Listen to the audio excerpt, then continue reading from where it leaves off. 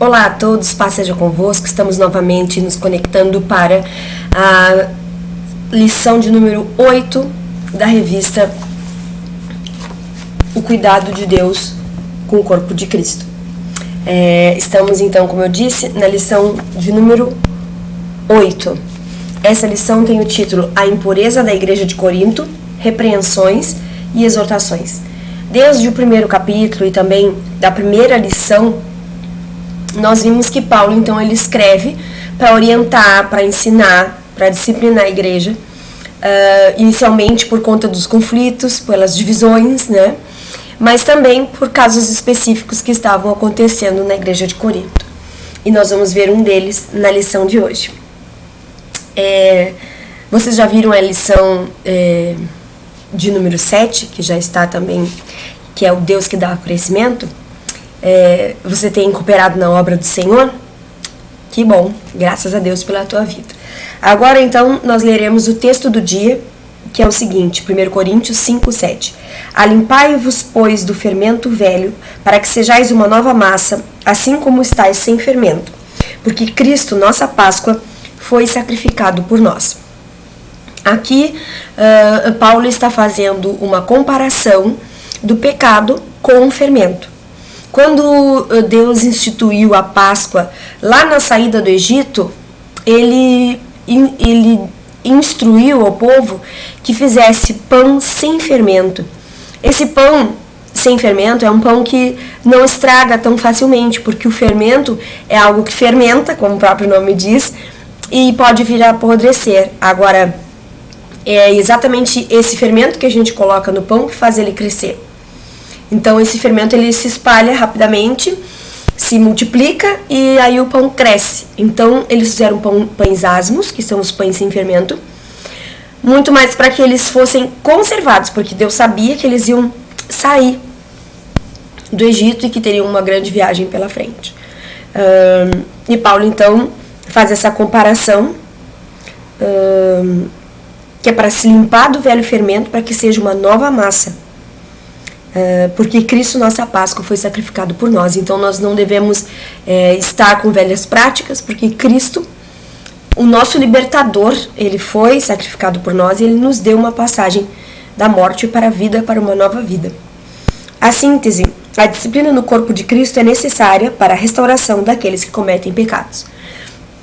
A disciplina é algo que nem sempre ela é bem vista, porque quem recebe a disciplina geralmente não gosta. Mas na verdade é algo muito positivo, que traz ensinamento, que traz melhorias para a nossa vida, e é nesse sentido que o apóstolo Paulo ele escreve e fala para os coríntios. Ele vai ser bastante duro, mas dentro do contexto isso se fez necessário, e nós vamos analisar isso. Na agenda de leitura semanal, muitos dos versículos são os que estão na leitura bíblica que nós vamos fazer daqui a pouco. Eu vou destacar para vocês apenas o de terça-feira, que é 1 Coríntios 6, 12, e o de quarta-feira, que é 1 Coríntios 6, 18. Eu vou ler os dois aqui. Eles destacam a seguinte temática: a disciplina eclesiástica mostra que nem tudo convém aos santos, e a disciplina eclesiástica ajuda os que pecaram contra o próprio corpo. Então, 1 Coríntios 6, 12 diz: todas as coisas me são lícitas, mas nem todas as coisas convêm. Todas as coisas me são lícitas, mas eu não me deixarei dominar por nenhuma delas. E no 18 diz assim: fugir da prostituição. Qualquer outro pecado que o homem comete é fora do corpo, mas o que se prostitui peca contra o seu próprio corpo.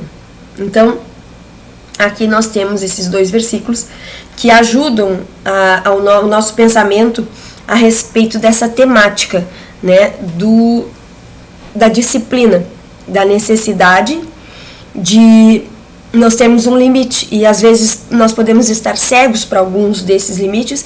Então é preciso que os nossos líderes, que as pessoas que nos acompanham possam indicar, né? E indicando, elas estão expressando o seu amor, a sua preocupação, o seu cuidado para conosco, para com a igreja também. Então é preciso que a gente dê ouvidos à repreensão, né? Que às vezes a gente pode achar que não deveria acontecer conosco, porque as pessoas E no natural, assim, o ser humano, ele é orgulhoso, ele acha que sabe tudo, e aí, então, ele não gosta de ser repreendido, né? Apocalipse também 1:5, que é o versículo de quinta-feira, diz assim: e da parte de Jesus Cristo, que é a fiel testemunha, o primogênito dos mortos e o príncipe dos reis da terra, aquele que nos ama e pelo seu sangue nos libertou dos nossos pecados. Então aqui ele está falando da parte daquele que nos ama e que nos libertou dos nossos pecados. Então por que nós vamos viver cativos no pecado se Jesus, que nos ama, nos libertou? Nós somos livres, nós temos essa liberdade em Cristo Jesus. Aleluia. E Apocalipse 21:27 diz: e não entrará nela coisa alguma impura, nem o que pratica abominação ou mentira, mas somente os que estão inscritos no livro da vida do Cordeiro. Neste capítulo, o apóstolo está descrevendo, o apóstolo João, né, nesse caso, descrevendo a cidade santa. E ele está dizendo que não entrará nela coisa alguma impura, nem o que pratica abominação ou mentira, mas somente os que estão inscritos no livro da vida do Cordeiro. Muito bem. Então, com essas meditações a respeito de que nem tudo é lícito, nem tudo nos convém, né? Todas as coisas são lícitas, mas nem tudo nos convém. E o fato de que Jesus nos libertou, e o fato de que nada impuro entrará no reino de Deus, nós então iniciamos a lição de hoje. Nós precisamos então compreender o significado da disciplina e a necessidade dessa disciplina. Essa disciplina ela vem para preservar a santidade da igreja, para preservar a noiva imaculada. E isso demonstra também um cuidado com a pessoa. E a pessoa que ela é disciplinada, que ela é exortada, aqui a disciplina neste aspecto tem a ver com a retirada, com a colocação de um impedimento, algo mais rígido, algo mais enérgico. Mas a disciplina ela começa com uma conversa, ela começa com uma exortação, ela começa com um ensinamento, com um conselho, né? E mesmo nesse começo mais brando, muitas vezes nós não estamos preparados para receber, nós não gostamos, nós ficamos chateados, né? Nós levamos por coração, como se diz. Mas a palavra está nos ensinando que nós precisamos de disciplina e que Deus disciplina aquele que ama. E que é papel dos líderes, sim, disciplinar os seus liderados. O apóstolo Paulo nos mostra isso através dessa lição de hoje. E a pessoa que é disciplinada, ela não pode ser abandonada, ela precisa ser cuidada. Ela precisa se sentir amada e mesmo que ela tenha cometido algum erro, ela precisa saber que as pessoas estão amando, continuam amando ela e querendo o seu bem, né? Então, toda correção ela deve ser com firmeza, mas também com amor, né? Então, Cristo, ele permite que nós sejamos corrigidos para que a gente não venha sofrer a consequência dos nossos erros. Se nós corrigirmos, nós não sofreremos tanto, né? Então, todos nós, irmãos, nós estamos sujeitos a cometer erros, né? Mas a disciplina vem para trazer a necessária restauração, para que haja mudança de atitude, né? E sempre que mais uma vez eu vou ressaltar que os que são disciplinados, que os que são corrigidos, não sejam abandonados. Nós precisamos amar o pecador e não o pecado, né? Nós odiamos o pecado, mas nós amamos o pecador. Nós queremos acolher, nós queremos ajudar, nós queremos ter misericórdia, né? E não um julgamento e uma separação. Mas a revista traz aqui para mim dois significados de disciplina e eu vou ler para você. Treinamento, em especial da mente e do caráter. Condição de estar bem treinado, ordem mantida entre membros de um grupo, castigo com finalidade de corrigir. Outro significado, outro conceito. Produzir uma condição de ordem e obediência. Então, a disciplina é um treinamento da mente e do caráter. A disciplina é uma condição de quem está bem treinado e que deve ser mantida entre os membros de um grupo. Pode chegar a ser um castigo, né? E ela vem para produzir uma condição de ordem e de obediência. A leitura bíblica, então, é 1 Coríntios 5, de 1 a 13.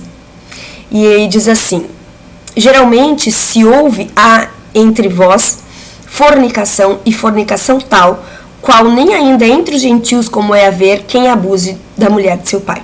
Estais inchados e nem ao mesmo vos entristecestes, por não ter sido dentre vós tirado quem cometeu tal ação. Eu, na verdade, ainda que ausente no corpo, mas presente no espírito, já determinei, como se estivesse presente, que o tal ato praticou. Que o tal ato praticou. Em nome do Senhor Jesus Cristo, juntos vós e o meu espírito, pelo poder do nosso Senhor Jesus Cristo, seja entregue a Satanás para a destruição da carne, para que o espírito seja salvo no dia do Senhor Jesus.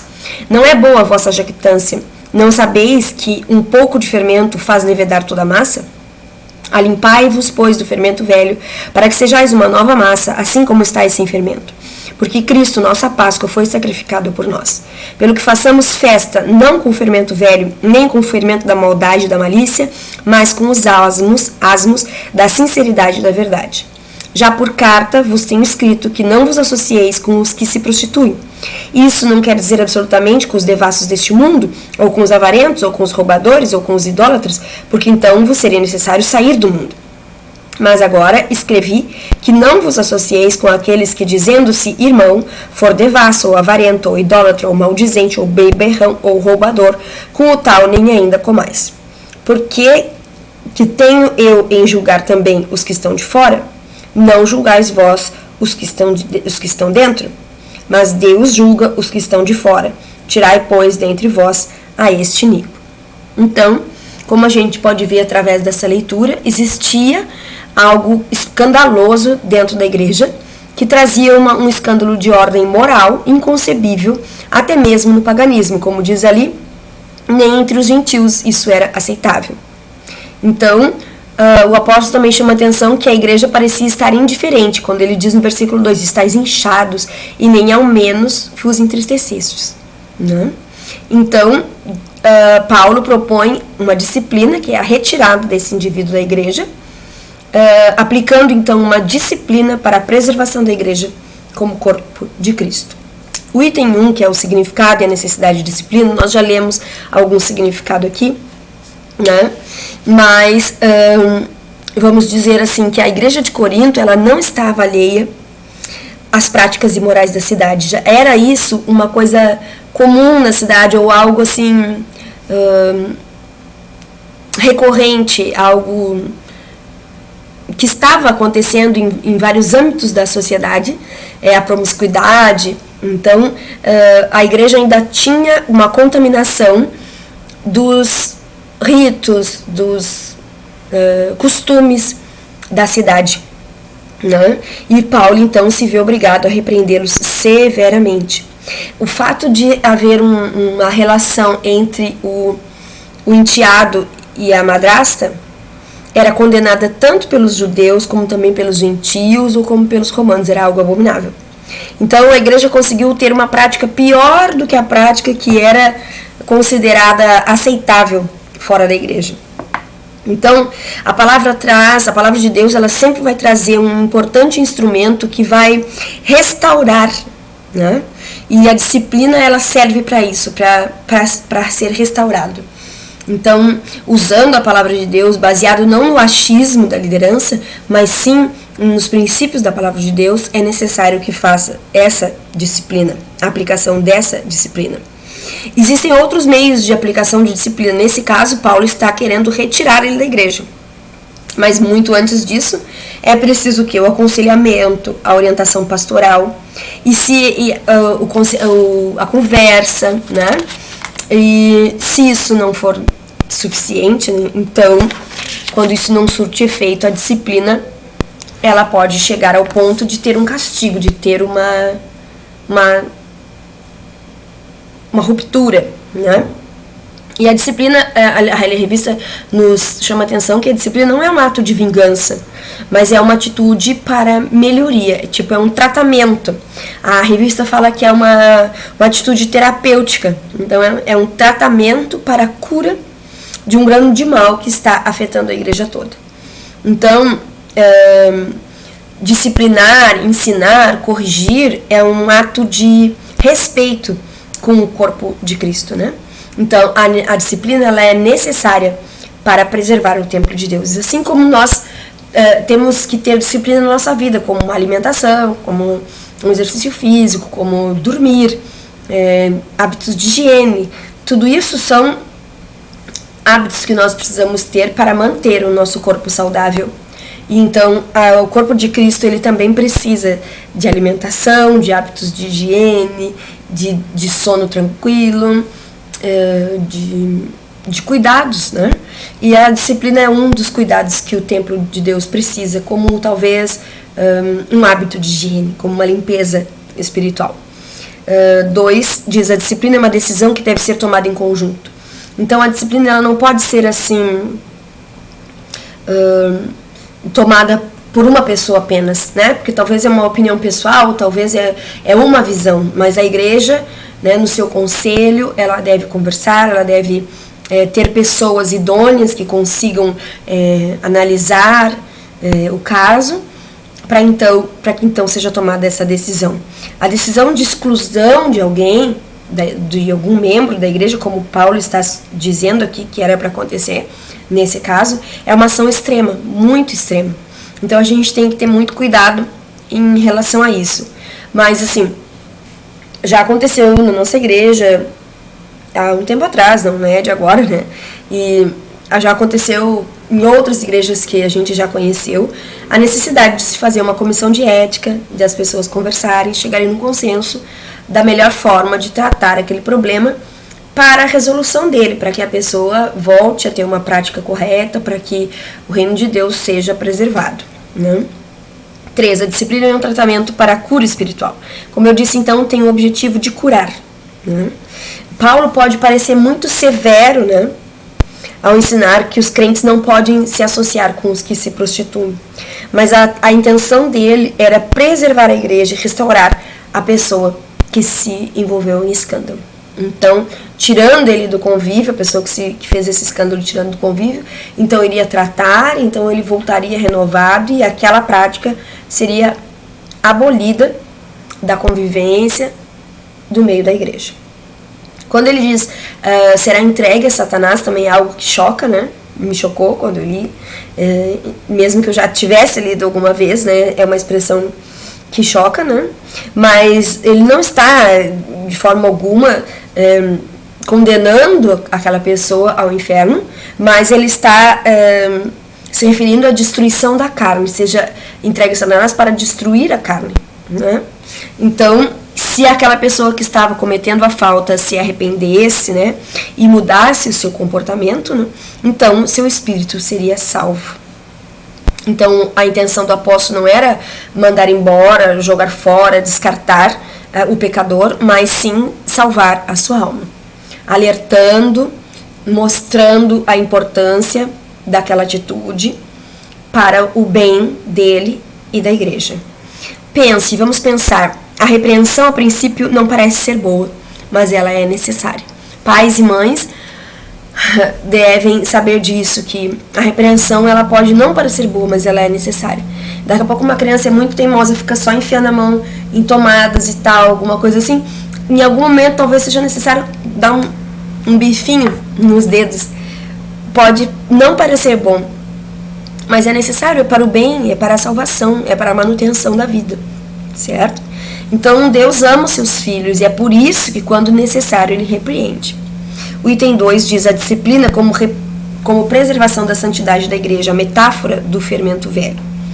Então, Paulo fez isso para mostrar o quanto era nocivo a atitude displicente e indiferente da igreja diante do erro daquela pessoa, certo? Então ele faz uma comparação com algo que fazia parte da tradição dos judeus, que na Páscoa sempre se fazia pães asmos para se lembrar da libertação do povo do Egito, né, do povo hebreu do Egito. Então, o fermento, ele era proibido na preparação dos pães da Páscoa, justamente porque eles iam sair dali, e aquele pão não era para se estragar, o fermento era como que algo que poderia estragar, né? Então, nós também precisamos pensar nisso, o que pode estragar. Então, uma outra comparação que talvez vocês compreendam melhor é uma maçã podre apodrece as outras. É duro isso, né? Mas é mais ou menos isso que quer passar essa história do fermento, né? Jesus, em Marcos, né, ele também usa essa metáfora em Marcos 8,15. O próprio Paulo também faz essa metáfora em Gálatas, mas eu vou ler para vocês Marcos 8,15, para que vocês entendam dentro deste outro contexto também. E Jesus ordenou-lhes dizendo, olhai, guardai-vos do fermento dos fariseus e do fermento de Herodes.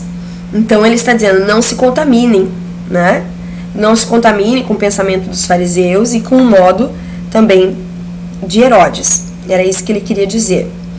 E em Gálatas 5:9, um pouco de fermento leveda toda a massa. É o que o apóstolo Paulo disse. Então, e assim como o pão na preparação, aliás, assim como o fermento na preparação do pão faz crescer a massa, né, o pecado também se alastra rapidamente na igreja. Então, é importante ressaltar que Paulo, ele se refere somente ao caso do pecado. Ele não se refere apenas ao caso do pecado de incesto do enteado com a madrasta. Ele se refere ao orgulho também do povo de Corinto, que eles estavam orgulhosos, eles não estavam reconhecendo o erro no meio deles, né? E além disso, eles também estavam orgulhosos, achando que eles eram corretos, achando que eles eram de Paulo, ou que eles eram de Apolo, ou que eles eram de Pedro, ou que eles eram de Cristo. Eles estavam se achando melhores, os conhecedores de toda a palavra, os eloquentes, enfim. Então, no capítulo 6, ele ainda chama atenção sobre os pecados de imoralidade que continuavam agindo na igreja. Então, um pecado, ele não precisa ser exatamente esse mais radical, né, porque eles estavam permitindo a continuação do pecado, né, mas qualquer pecado, ele pode levedar toda a massa, assim como o fermento. 2, exortação à pureza cristã. Então, como já foi dito, na Páscoa todo o fermento era lançado fora, né? E a igreja deveria se purificar, retirando do seu meio todo o pecado, né? E esse ritual, ele serve de comparação com a nossa vida cristã. Nós também, para viver uma vida de verdade, nós precisamos deixar todo o pecado, né? E sermos sinceros na presença de Deus. E isso, então, era uma ilustração também para a nossa vida. Sair da morte, sair da vida escrava do pecado e passar a liberdade que Cristo Jesus nos garante através da sua ressurreição, e da sua morte e da sua ressurreição. Então, também devemos lançar fora todo o fermento, todo o pecado, né? E isso nós podemos também lembrar no culto da Santa Ceia, né? Onde nós nos lembramos do sacrifício de Jesus, onde nós temos a chance de confessar os nossos pecados, de nos acertarmos com Ele, de reafirmarmos a nossa comunhão com Ele, né? Então, para uma igreja ser impactante, para uma igreja ser poderosa, para uma igreja ser atuante, transformadora, ela precisa se apresentar com um comportamento puro, digno, ao contrário do comportamento imoral da sociedade em que nós estejamos inseridos, né? Então, para nós atrairmos as pessoas, nós temos que ter uma vida diferenciada. Se nós fazemos as mesmas coisas, os mesmos erros do mundo, ou pior, né, como é que nós vamos atrair as pessoas para o Evangelho de Cristo? Então, a importância, né, da pureza cristã. 3. Paulo já havia advertido por carta à igreja a respeito da prostituição. Então, a vida antiga do velho homem, né, deveria ficar no passado. O cristão, ele precisa ter uma vida separada. Só que os cristãos de Corinto, eles estavam tendo dificuldade de separar isso. Então, algumas práticas eram toleradas, porque eram toleradas na sociedade onde eles estavam inseridos, né? Então, Paulo é severo na admoestação e ele exorta. Versículo 11. Ele diz assim: não vos associeis com aquele que, dizendo-se irmão, for devasso, ou avarento, ou idólatra, ou maldizente, ou beberrão, ou roubador. Ele ainda acrescenta que com tal não comais. Parece duro, mas a verdade é que nós precisamos ter um cuidado, nós precisamos ter uma vida diferenciada. Isso não pode existir dentro da nossa igreja. Você, como igreja do Senhor, deseja ter uma vida impactante e transformadora? É uma questão que a lição nos provoca a pensar. Somos representantes do reino de Deus aqui na terra, por isso precisamos ter um comportamento puro, digno e contrário ao comportamento imoral da sociedade atual. Andar na contramão. Não é fácil, muitas vezes nós podemos nos deixar influenciar, mas estamos sendo chamados a atenção para termos então uma vida diferenciada e podermos ser sim a igreja que impacta a geração da qual fazemos parte. Item 3, o cuidado com a pessoa depois da disciplina. O cristão deve amar o pecador e odiar o pecado. A prática do pecado dentro da igreja, tanto dentro da igreja como fora da igreja, nas duas situações, a orientação bíblica é amar o pecador e odiar o pecado. Só que quando o pecado acontece dentro da igreja, nós não podemos fingir que ele não acontece.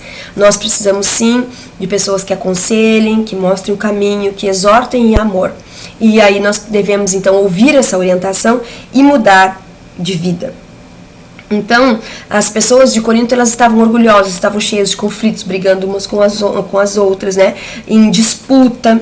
E eles então exortam também que isso seja deixado de lado, certo? Na oração sacerdotal, Jesus pediu ao Pai: não peço que os tire do mundo, mas que os livre do mal. Então, que a gente possa também sempre pedir que Deus nos ajude a nos livrar do mal, que nos ajude a não tropeçar, a não cair, a não errar, e que nós tenhamos o nosso coração aberto, que se nós erramos, que Deus ele está pronto para nos ajudar, para nos transformar. Então, a disciplina, ela é um exercício de misericórdia e de amor. Essa disciplina, ela deve ser cultivada, ela deve ser trabalhada. Então, nós temos que estar prontos para ouvir alguém nos disciplinando, na coisa mais simples que for, e a gente tem que ter, então, esse coração disposto a melhorar, né? Assim, a revista chama muito atenção para que a gente não julgue as pessoas que têm dificuldades, né? Hoje é essa pessoa que está tendo uma dificuldade, amanhã pode ser eu a ter uma outra e tal. Então nós somos pessoas sujeitas a erros e nós devemos ter amor, nós devemos ter misericórdia. E as pessoas que necessitarem de alguma exortação, de alguma disciplina, elas devem ser cuidadas, elas não devem ser desamparadas. A disciplina deve ser executada em amor. A conclusão é: a disciplina deve ser aplicada de acordo com amor e misericórdia. Ela deve ser empregada quando os outros meios, como aconselhamento e orientação pastoral, não surtirem efeitos. Ela é um meio de preservar o corpo de Cristo e a santidade na igreja. O objetivo é a cura espiritual da pessoa que cometeu erro e que precisa ser corrigida. Então, irmãos, nós precisamos aceitar a correção de Deus através da sua palavra, através de uma pregação, através de algum aconselhamento dos nossos líderes e sempre procurar estar de acordo com a vontade de Deus para que não seja necessária a disciplina. E a gente pode buscar isso em oração, em leitura da palavra, em comunhão com o nosso Deus. Que Deus abençoe a todos nós. Fiquem em paz.